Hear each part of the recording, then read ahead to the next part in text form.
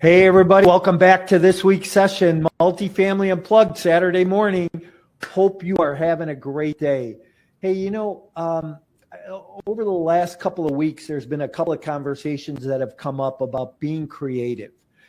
And what's interesting and what I have found over the years is that in real estate, there is more to putting real estate deals together than just one way. It's not one size fits all.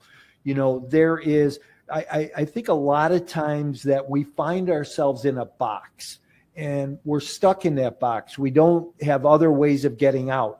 But if we start to think creatively and we start to think outside of that box, how can you structure deals? I've structured creative real estate deals for years. Everything from single family, 4 units to 450 unit deals. And it's never one size fits all. Because what I did in that 450 unit deal, I didn't do in a 4 unit deal. And what I did in a 4 unit deal, I didn't do in a 60 unit deal. So there are so many different ways that you can structure real estate. So when you start to look at an acquisition that you're going to make, how are you going to fill in all of the levels of the capital stack? How are you going to think creatively about what you're going to do with that and how you're going to exit that deal at the end? I always talk about that exit plan.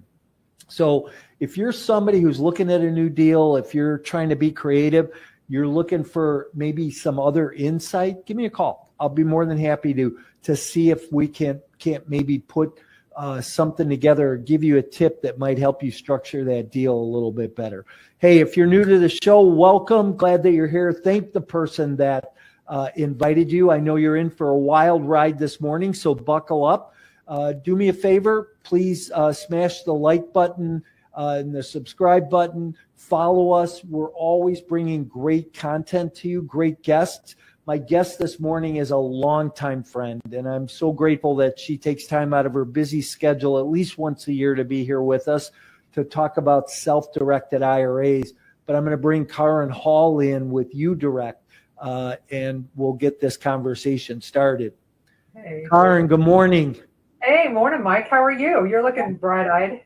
I'm great. Yeah, for Saturday morning, right? Right.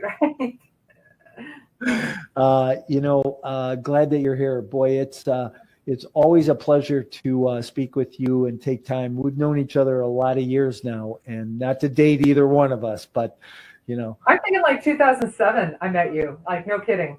Yeah. No, I think that's when it was like 2007. And this Crazy, this is only 2008 now, but seems like yeah. But how have you been? Really good. With the market being so crazy, it's sending a lot of people our way. People are looking for stability in their retirement. So it's been really a good year. Yeah. Well, we'll dive into that in a second, but I want to hear more about that, because I think a couple things that have happened over the last couple of weeks here are changing the market in the direction we're going. So it's great. But I always start my show, and you're probably familiar with this, and I'm going to go back and compare to see what you said last time. But in one word, what best describes you personally and professionally? I don't know. I mean, busy. I'm sure it's just like you're trying to get as much into a day as you possibly can to make it a quality day, and that's what I do every day, like trying to maximize the time. Busy. I get that, and it's like, how do you get more time? And I get up we say it again. You don't. Yeah, I know. I did a session in my group, my inner circle program a couple of weeks ago about time management, right? And, time's funny, right? Once you spend it, it's gone. There's no refunds. You're not going back to the service counter to exchange it. And, it's just gone. And I get up at 4, and sometimes I think, God, I should have got up at 3 this morning, but you got to sleep. You got to sleep. That's part of it. We got to take a Sabbath. We got to rest too. You can't just work all the time. So no, it's the same thing. If you wake up and you like climb that mountain first thing in the morning, then your day's off to a good start. Am I right? Yeah, absolutely. And then I have days like I had yesterday morning where I didn't hear my alarm. I overslept and, I got up and I was like, well, I needed that. So, yeah. Hey, glad you're here. Why don't you tell people who you are, what you do, how you got into this business, and we'll wind up in a rabbit hole trying to figure out how to get out after that. Okay. Oh man. Well, I mean, like where I was born, or just you want to start from like, okay, I'm just kidding.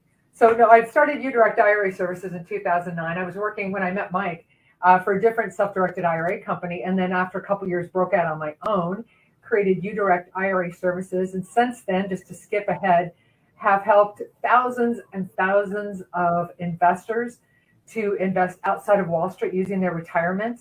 And we have like over $1 billion under management at this point. So it's been a long road in these years, and just the result is that we've been helping a lot of people build their retirement. I think what you just said is so important. It's been a long road, but you have $1 billion under management, and that didn't happen in 2007 when you started. No. It happened over time. And I think a lot of times investors get impatient, right?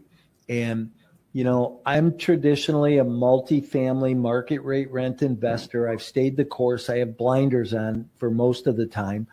But I think people get into the business and as soon as it gets hard, they go somewhere else, do something else, shiny object syndrome. And, what you've done over the years has been phenomenal, because you have continually stayed the course. And what do you equate that to? Just, how do you stay focused? How do you stay the course? Well, because listen, it hasn't always been easy, right? No, it's been hard actually. And have I felt like quitting? Yeah, once or twice, but it's just like anything. It's, I don't know. Nothing lasts forever. It's like something I remind myself, like if I'm driving to work and something is really on my mind, like, this is a problem. And I remind myself, wait a minute, by the time you leave tonight, that is not going to be a problem. So just don't worry about it. And trying to take my mind off I got to fix this now. It's like, it's going to be okay. And I don't know, it's discipline, I suppose, because you just practice it every day and maybe you get a little bit better. Maybe you don't, maybe you're just fighting the same little demon every day, but it's, I don't know, just try to stay positive. And it's great to have good friends like you where we encourage each other and support each other. So that's what keeps us all going, I think. Yeah. So let's talk a little bit about self-directed IRA. What is it? What can it do for people? Why should people, come from traditional investments into self-directed? Talk about that a little bit. I mean, the traditional markets are great. I mean, it's a good place to be. I saw a speaker at the event I was with. You were at that event too in Seattle, and he was talking about the stock market, and he just said something so clear. He says the stock market's always been like a hockey stick. It's just going straight up. I mean, we have these corrections, but over time, like I remember a long time ago when I was in radio, I was a news director, and I was reporting at the time that the Dow hit 2,000. Could you imagine? Like, right. Wow, 2,000. Now it's like 42,000. So it's gone, it goes up. And so the market can be a good place to invest, but it's also good to diversify and not have all your eggs in one basket. And that's what a self-directed IRA lets you do. Because when times do get a little, I don't know, weird like they are right now and volatile, those of us with rental properties, hey, we're still collecting the rent. The rent didn't change. That's the same. So I think when we have various kinds of asset classes, it helps us equalize the risk. Don't you agree? Yeah, 100%. And are there better times to have your money in a self-directed IRA versus traditional IRAs, or does it matter? I don't think it matters. I think whatever you do, you just need to be investing and building your retirement. I mean, there's nothing more important than loving your future self, and being able to have that discipline to set the money away for the future. That's why retirement accounts, there's a penalty if you break out of them and take the money, because you really are going to need that money later. So keep saving. So if you're going to choose an asset class, maybe you leave a job and you've got this big 401k or employer plan. Like, what am I going to do with this money? So you've got a choice. Maybe put some in regular, the stock market, or find some non-correlated assets like multifamily syndications, like performing and non-performing debt, like cryptocurrency even. I mean, it's, risky, but there you go. Precious metals. I mean, what's gold doing? It's just, it's good. So all these kinds of alternative asset classes help you balance that portfolio. And so, why not do both? Yeah. And I like what you said, the stock market is, there's a place for it in everybody's portfolio, right? And you should have some money in traditional investments, some money in alternative assets like real estate and, metals and gas and oil and things like that. So it's interesting. I think a lot of times people get hung up on this fact, right? Is because I've had a number of conversations with investors and they get hung up on the fact that, well, I'm going to be penalized for moving my money to a self-directed IRA. Can you bring some light to that for people? Are you ready to skyrocket your investment portfolio and leave a legacy? Are you tired of inconsistent returns received in the stock market? Do you think that it may be time you take a look at alternative investment options? Passive investing in multifamily real estate could just be that option for you. With no tenants, trash, or toilets to take care of, but providing a solid return on an annual basis that outperforms traditional investing, including monthly and quarterly returns along the way. These lower risk, secure assets are a sure hedge against inflation. If you want to learn more about these types of opportunities, you can email me directly for a 15-minute consultation to see if you qualify. Just email me at mike@mikemorawski.com. I love that you said that, because you're right. Like, we get that like every day. What if I move the money away from this custodian? Am I going to get taxed? I mean, literally every day. So no, when it's custodian to custodian, the money goes and you don't touch it, it's not taxable. Now, say you leave an employer and the money goes from the employer plan to you, to your pocket, and then within 60 days you put it in a retirement account, that's also not taxable. But if it's out for more than 60 days, you'll get a 1099. It will be taxable to you. But as long as the money goes from custodian to custodian, you don't touch it, not taxable to you. Yeah. Here's another thing. And I just had this conversation with a potential investor this week. And he said, well, I don't really have any cash on the sidelines right now. And I said, well, is that where you traditionally invest from, is cash on the sidelines? He said, yeah. I said, did you know, and I asked the question, did you know that you could invest in these types of assets through your IRA? He said no. And so we got into the conversation about, that you could do a rollover, you could move your money into self-directed IRA, then you can redirect those investments into, an alternative investment, whether it be real estate or a debt fund or whatever. And, he was amazed, right? And this guy probably isn't like 20 years old. He's been around. He's probably an investor who knows the lay of the land. Right. Isn't that crazy? Yeah, it is crazy. But I've actually had people say, is that legal? Yeah, well, to your point, this year, 2025, is the 50th anniversary of the IRA. Okay, So it's always been self-directable. From day one, IRAs have been self-directable. So when the IRS created the IRA, they said you can invest in anything except life insurance contracts and collectibles. I mean, from day one, from 1975, we've always been able to self-direct, but nobody knew that, really, except really the ultra rich. And in my experience, it was like around, when I got in the industry, 2007, 8, 9, when we had the Great Recession. And then if people are looking for money for deals, right? And you're looking for a loan and banks aren't lending because, of course, we had the Great Recession. So people are thinking, where can I find money? Where is this? Well, guess what? Like today, it's like a $40 trillion pool of capital that you can tap into for your deals. And suddenly everyone's eyes were open that the fact that the IRA isn't just for market correlated assets. You can invest in all different kinds of things. even make a loan to somebody else so they can start a business. I mean, you can do that with your IRA. So much freedom. But you're right, it's the best kept secret. Yeah, it is a very well kept secret. And, IRA investors invest in different things. I like what you just said about being able to, do a loan to somebody to start a business. But, there's other things that IRA investors can do with that money. Can you talk about the difference between qualified, non-qualified investments? When you say qualified, oh, I see. So what qualified, non-qualified to me means qualified money means retirement money, non-qualified means personal cash. So what do you mean by that? Well, what I mean is like you can't invest in a house or an apartment building that you're going to live in, but you can invest in somebody else's, right? Right. So we call these prohibited transactions as a group. That's the word I was looking for. Yeah. There we go.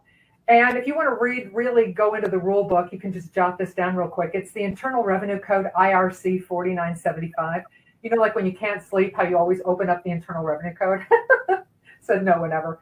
But that's where it is if you want to actually look it up. All right. So what you can do is invest in other people's deals, because IRAs are not for your personal benefit today. You can't have personal benefit, present benefit, indirect benefit from the IRA. It's all for retirement benefit. It's for later. So your IRA doesn't invest in a rental property that you live in. And then there are disallowed people, part of the rules. Your ascendants and descendants, parents, grandparents, kids, grandkids, you and your spouse, disqualified. So your IRA doesn't, for example, make a loan to your spouse to open a business. Your IRA does not buy a property from your parents. Your IRA doesn't buy a condo and let your dad stay there, or your mom. Or even you. You can't even have one day of personal use of that real estate if your IRA acquires real estate. So just keep everything arm's length. It's always just, arm's length. But if you've got questions, this is why at uDirect, what we do is offer you a 20-minute free consultation. So you can say, hey, look, this is the deal I'm looking at. And it might be prohibited. I'm not sure, but let's just talk it out. And does it sound like it might be prohibited? And we'll let you know. We'll let you know what we think if it sounds like a prohibited transaction. How about depreciation? This is a question that's come up a lot this year with IRA investors. If I invest through my IRA into a piece of real estate, am I allowed to take the depreciation that real estate throws off? Again, I love this question. As an IRA is a tax protected little bubble. Okay. So you don't need to depreciate if there's no tax. You can't lower your tax if there is none. So the money that's growing in an IRA is either tax-free or tax-deferred. Now, I said that. But there are times when an IRA can face not income tax, but a special kind of tax called UBIT or UDFI. They're like twin taxes. And again, rule book time, if you want to read about it, irs.gov, irs.gov, okay, publication 598. Tells you all about it. Talk to your tax advisor. Okay, but these are taxes that your IRA may face. So say, for example, you've got a multifamily syndication and you've got this capital stack that you've got so that you can acquire these buildings and take care of them. And part of that capital stack happens to be leverage. So you have a self-directed IRA investor come in. If they come in as a lender or a debt partner, no problem. If they come in as an equity investor, not necessarily a problem, but a tax, UDFI, unrelated debt financed income tax, because some of the income or the profits proceeds that the IRA earns from being invested in this syndication come from debt. All right, so back to your question about depreciation. So your tax person is going to file a 990T for the IRA, and that's where they're going to take any depreciation at that point. So that's really the only time when depreciation falls into the category of IRA world. So only if you have UBIT on it. Right. Okay. So is there a way, and I don't think I've ever asked you this question, but I'm a sponsor, so I buy multifamily and light industrial projects, and we bring private investors in to share in the profits on those deals. And a lot of our investors that invest through their self-directed IRA. Right. now, traditionally, they all come in as equity investors, LPs, limited partners, right? Is there a way to bring them in at a different status where UBIT wouldn't matter? Right. Like I'm saying, if they come in as a lender to the syndication, so their IRA lends money and is a debt partner and not an equity partner, no UBIT, no UDFI. Now, So if you want to get really fancy, you can get with your CPA or your attorney. And if the proceeds happen to be royalties, royalties are not subject to UBIT and UDFI. So that's for you to figure out because I don't know how to do that. So you can talk to your attorney. Yeah. It's just, again, I go back to what I was talking about before we started the show, right? It's about creativity and not being locked in a box, but, so we have to be creative in what we're doing all the time. How about, when we started this morning, you were talking a little bit about the shift in the market. And, a couple things that have happened over the last few weeks have been that, there's been a decline in the stock market. China had a decline in their stock market. The Feds came out, said we're going to lower interest rates 5 times this year. This starts to see where the market is shifting and the market cycle is changing again. How and you said as a result of that your business has picked up because people are looking for alternatives. Where do you see the market going? What do you see happening here short term and maybe even 12, 18 months down the road? Oh man. Okay. Well, I'm no economist. All right. So I'm not Kathy Fettke, I'll just say that. So I love her. But what I think is that we're going to go in for a bumpy ride. We have a new president who's got new policies and he's got a goal. I don't think we're not done yet. This is going to be a bumpy ride and it's not over. So just hang on. We're going to get through this is what I think. But, but the thing of it is that you've got to look at your own risk tolerance and say, well, how much of this can I, like maybe it's your age and you've only got like X horizon to retirement.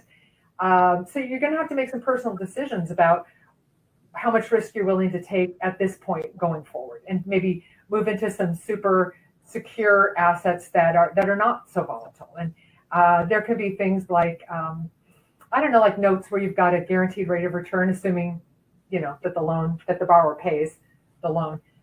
Things that are more secure, or even precious metals or something like that. You can look at a more secure asset, and you're just going to diversify the portfolio based on your own risk tolerance. Yeah, it's interesting. You bring up the word diversify, and I really believe in diversification. And it used to be you should have some money in stocks and some money in bonds, right? That was true diversification, for years and years. But I think today it's beyond that, right? You should have some money in stocks and bonds, but have some money in real estate and not in one asset or one asset class, but kind of spread out a little bit, a couple different multifamilies, maybe some industrial, maybe some self-storage.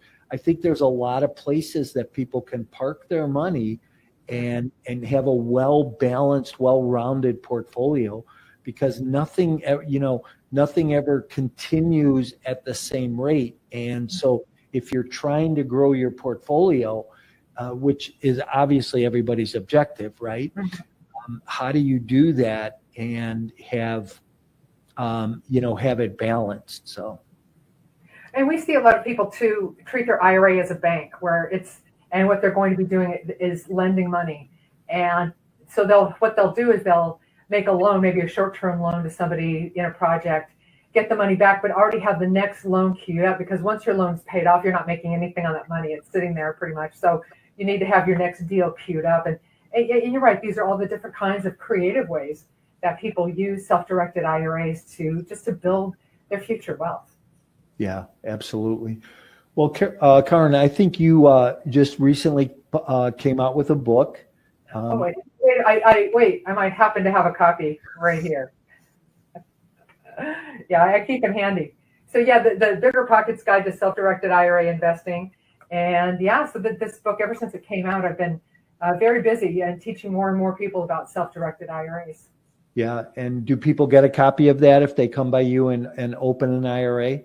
We had a thing in March, like open an account, get a free book, but they cost me $20 per.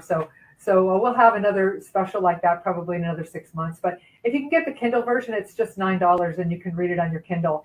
So it's not expensive, and it certainly is worth the education to have. And if you do grab a copy of the book, please do leave a review. I hope it helps you to invest. And also remember that you can always hit us up here at uDirect if you've got questions beyond what you read in the book. And it's on Amazon too. Yeah, Amazon, it sure is, yeah. Yeah. Any words of wisdom that you have for the investor today? As Yes. far as, whether it be about market or investing or IRAs, what would you tell a new investor today? Yeah, I'm in the IRA business, self-directed IRA business, but I also consider myself to be like in the retirement business. And so we're thinking about the future. So let's talk about that. What does the future consist of? It's not one thing. It's not just have a self-directed IRA and you're done. It's layers like Social Security, personal savings. It's your personal investments, like the things that you make outside of your retirement accounts. It's your employer plan. It's your self-directed IRA.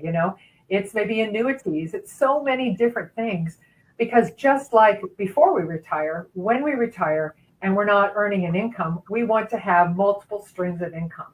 So gosh, be your own best friend and start building those multiple streams of income now, so that when you're older and you're not working, and you can go enjoy yourself a little bit and take it easy and have the money coming in. So you don't want to put all your eggs in one basket. I think we've been talking about diversification today, and I think the same thing is exactly true in the kinds of assets and the vehicles that you use to save for retirement.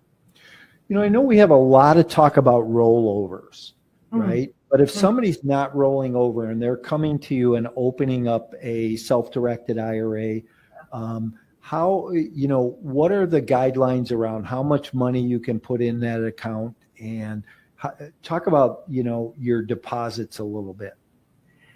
Right. Well, with our self-directed IRA, uDirect, there's no minimum balance. We ask you to leave $325 in the account, so it's not a big ask, just to cover fees.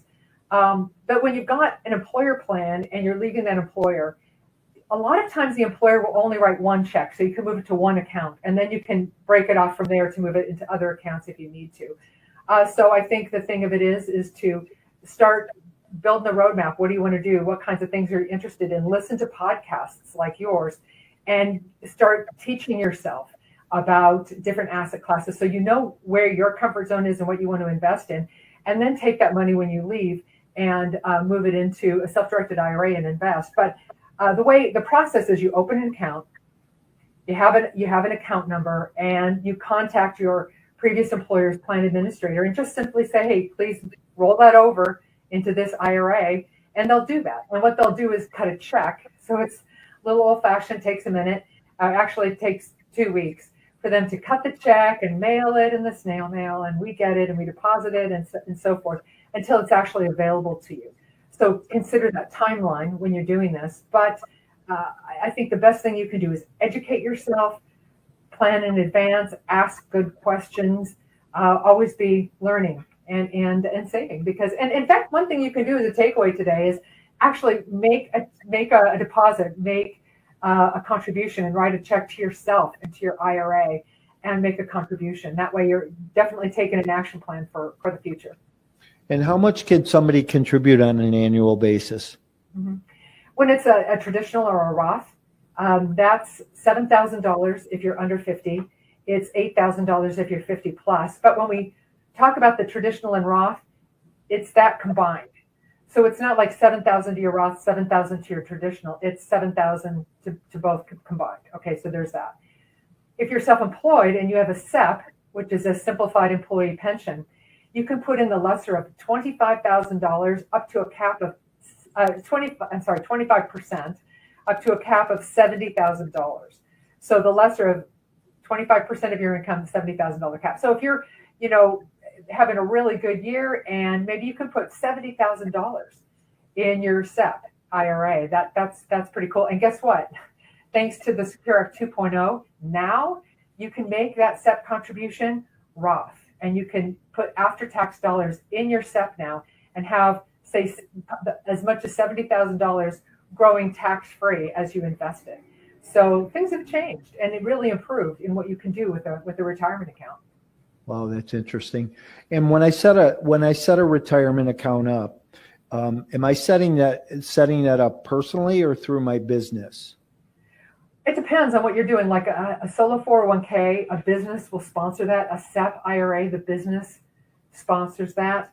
But we call it an IRA because it's an individual retirement account.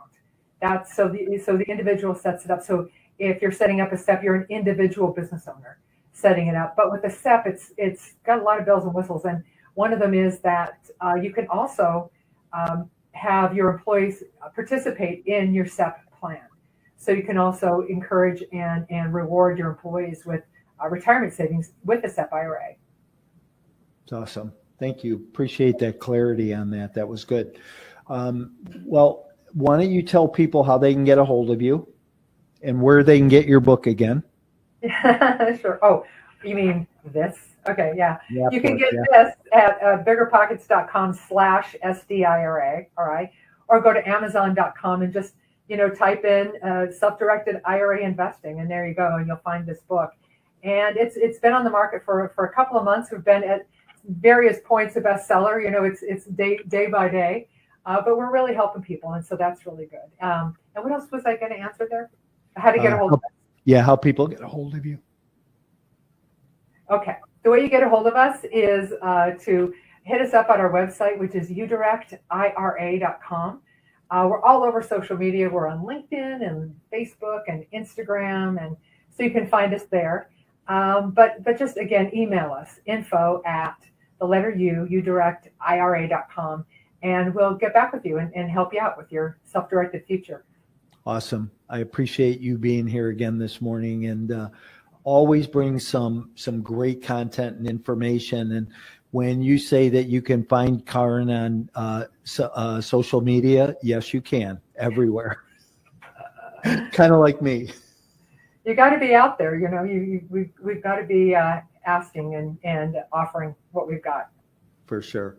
Well, listen, I'm going to say goodbye to everybody. If you hang out with me in the back room for a minute, and then you and I can chat real quick. Awesome. Thanks. Hey, everybody. You know what? I am always impressed with the people that don't know or don't understand how to use their IRA properly or use their IRA differently than how you're currently using it traditionally. I highly suggest that you reach out to Karen, reach out to uDirect, and at least have a conversation about a rollover or starting an account and being able to fund your next real estate transaction through that IRA. I talk to a lot of people on a daily basis about passively investing and putting their investments in real estate as an alternative, and they don't even know that this option exists. So, hopefully this brought you some good nuggets this morning, some information that will help you on your investing journey to do even more, to grow your portfolio even bigger. Thanks for being here. Remember, we're here every Saturday morning. Tell somebody about the show. Like us, love us, smash the subscribe button, and we will see you again next Saturday. Have a great week, everybody.